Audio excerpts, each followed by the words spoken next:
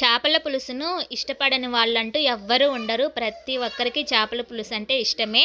ఒకవేళ తినడం ఇష్టం లేకపోయినా కానీ స్మెల్ అయినా చూస్తారు కనీసం. మా చిన్నప్పుడు మా బాబు అలా ఉండేవారు కాదు. ఇంట్లో చేపల పులుసు చేశాము అంటే ముక్కుకి గుడ్డ అడ్డుగా పెట్టుకొని తనకు తినే ప్లేట్, గ్లాసు, మంచినీళ్ళ చిన్న బిందె పక్కన తీసి పెట్టుకునేవాళ్ళనమాట.